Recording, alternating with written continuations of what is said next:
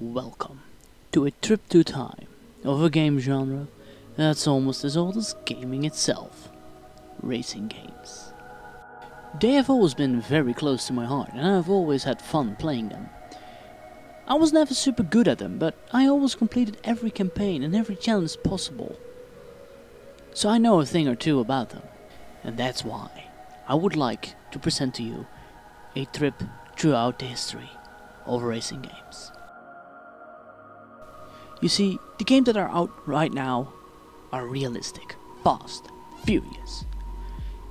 Even if it's not the most biggest genre ever, it did have some very interesting notes in gaming and computing history. From simple moving blocks to a true-to-life simulator on every single aspect.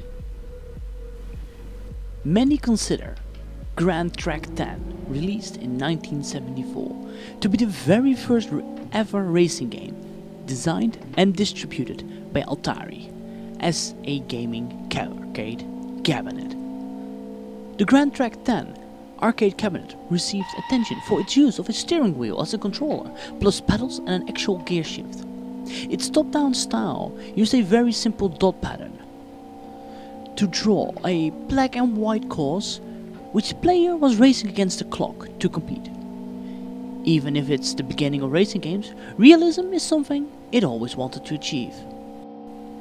This was followed again by Atari with Night Driver in 1976, where for the first time we were seeing things from the first person perspective behind the wheel, which is now a more traditional viewpoint for realistic racing games. Even though it's mostly pixels and blocks, the pillars of what we know today are being set. Nowadays, all races are in 3D, but one of them has to be the first. I would consider this to be Speed Freak, released in March of 1979.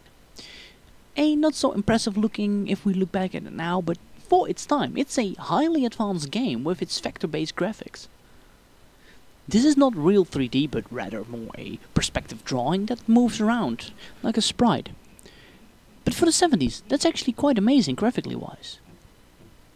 Overall, the game is quite a simple driving simulator with a little bit of animations once you hit certain things, 2 of them exactly. And also, this game makes use of a steering wheel and a stick for its shift controls. The 80s saw the quickest growth and the biggest changes to gaming. PC market crashed, and with that, a whole new competitor, Nintendo, joined the market and started the console revolution. Because now, with these consoles, sprites are colorful and clear, and you can see what they were meant to portray. Games like Pole Position were viable, finally. Colorful and bright sprites are now the norm instead of these dark, down and dreary. Well, if you were lucky, you maybe had like 5-6 colors. But all in all, they created a bit more of a darker and down atmosphere. Now racing color games have power and color. Actually, fun fact, Pole Position was one of the first games ever based on a real-life circuit. This would be the Tokyo circuit. Spy Hunter used the newest sprite style and actually added a bit more of an action game flavor than just driving. Now you can shoot your way through the whole game, and this was actually one of the first games where you were able to do that. Later on, these two genres became inseparable in the modern day open world games like Watch Dogs and GTA. Later in the 80s, games looked a bit more like this. This is Chase HQ, an arcade game in the third perspective with a high-speed chase and graphics and a lot of details to the cars and the surroundings. Games were now a big thing in the households around the world, and at this time it became more and more mainstream. And racing games, they were actually quite easy to learn, yet even harder to master. And soon as the 90s will roll in, a certain game became very famous for what it was about to achieve. For something race games always wanted to achieve. True 3D at a high frame rate. This game is something special, because it is the first true 3D game at 60 frames per second solid. Side note, games usually run at 60 frames per second, but on earlier hardware that was not quite possible, with 3D graphics usually running around the 30 frames per second. This is because 3D costs a lot of processing power. End of side note. This game was quick, snappy, and most foolproof. These machines are still very proudly displayed in summer bowling halls, cinemas and restaurants all around the world. A game that truly stood the test of time. This game revolutionized and inspired so many other games after this one. Many 3D games came around, even when it took a little while for them to catch up.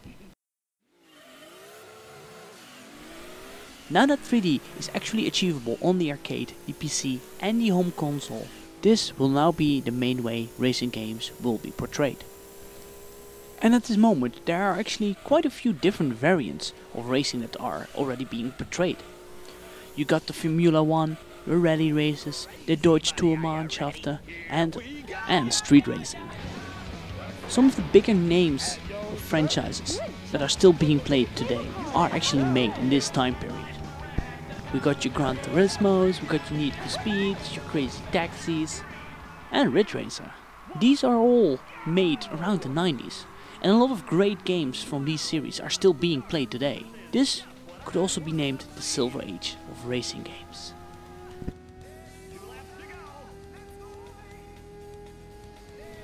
You see, the golden age was during the 80s, right when the genre began to pick up a bit more popularity and speed, and people actually wanted better games at the time. But now it's time for a different type of revolution. Fun is good. We like fun. But we want more realism. We want the games to be as realistic as possible. We want simulators. Series like Gran Turismo and Need for Speed prided themselves on how realistic they were. Working lights, working mirror, physics that were true to life, at least as true to life they could get it. But they were actually quite expensive to make and very taxing for the platforms that they were running on. And then the year 2000 came around. The changes were significant because now home consoles and PCs could run these type of games and graphics and physics way easier. I would say the king of this generation of racing games would be the Need for Speed series. Need for Speed was the king to beat at the time, simply because they had the biggest success of a bit more arcade-feely racing, yet it looked so good. This was mostly due to the game series they called Underground, and they changed everything. It was 2003. Fast and Furious 2 just released and was a big success, and street racing has never been this popular. Tuner rides were everywhere. There was a real Need for Speed game that looked so good and played even better. It was smooth, it was easy to learn, but the game was in the end a challenge to beat for too many who were not that experienced in racing games. But they had not to worry, because this game was amazing.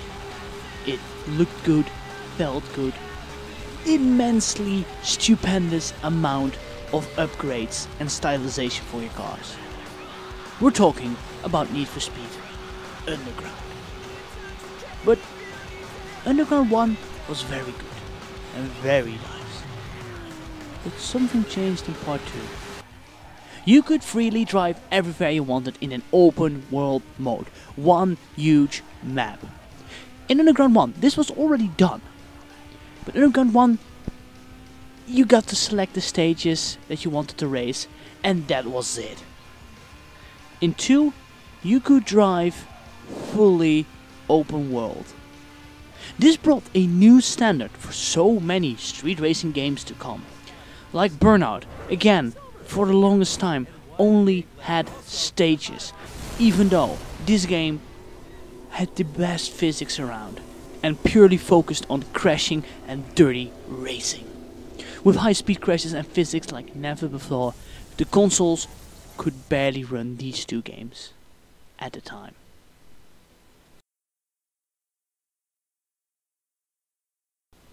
But the real race to realism was on once again, when the next generation of consoles were coming soon. Need for Speed was the first, with releasing Need for Speed Carbon and Pro Street, that was on every console everywhere. Followed by what I could call the last of the Need for Speed age, or the Silver Age. Burnout Paradise was the Burnout move. It had better graphics, better open world than anything else, and it was amazing. Never was street racing so clear and open world, but this I would call the literal last one of that generation of racing games.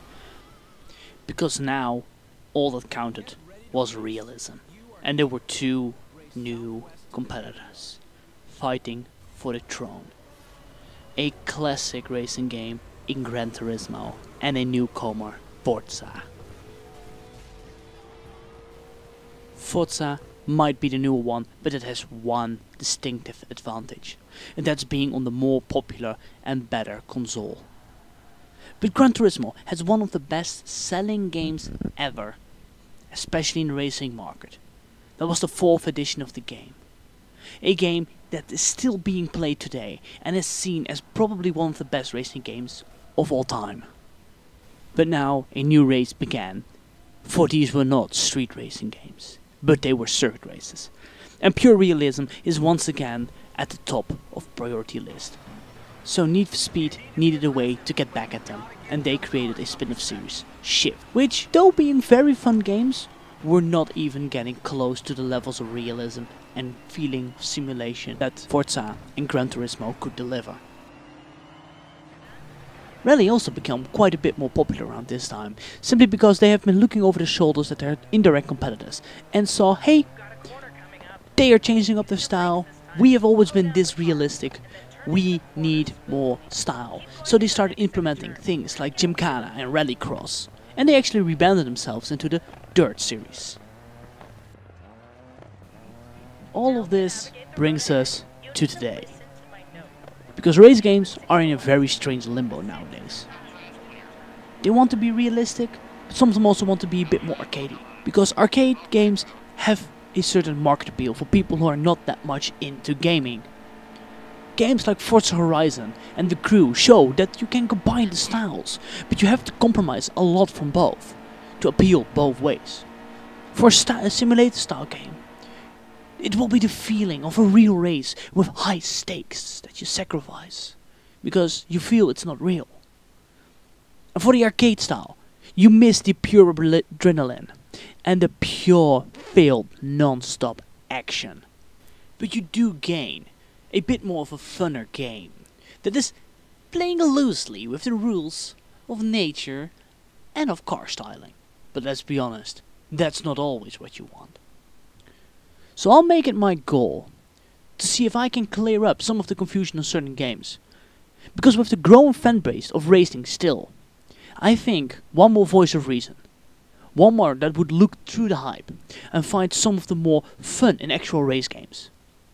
One that will make sure you'll have fun, even if you're on the circuit or on the street. Thank you for watching. Normally I don't really do end card games, so I am now going completely off script. Anyways, I have been to Gamescom and I found quite an interesting video topic this year, and I have had set game in my position now for a few hours, and I actually played a couple of it. So I can tell you for sure, there will be another video coming up quite shortly. And it will be about a game that I personally am confused, yet I like it. And on the other one, I am still doing another racing game as well. These will be 3 racing videos in a row, quite quick succession. I'm thinking about dropping each one per week. I'm hoping. If not, in a month I should have all of them out now. Anyways, thank you very much for watching. I hope you enjoyed it. Have a nice day.